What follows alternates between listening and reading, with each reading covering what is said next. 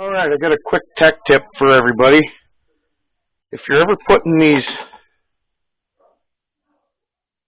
terminal ends on battery cable, a lot of guys like to solder these on, but if you don't have a torch handy, this works really great. And I always just take 3 16-penny nails and a vise, drop the 2 nails down here like that, drop the third one here in the middle, and just make sure they're staggered so that they're in the middle and on the ends. Stick your wire in here and give this a good tightening.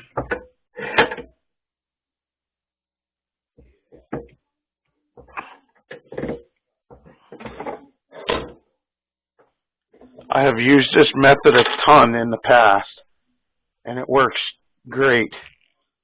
I mean, it puts a nice little crimp on there. It's on there good and tight. And just put your heat shrink in.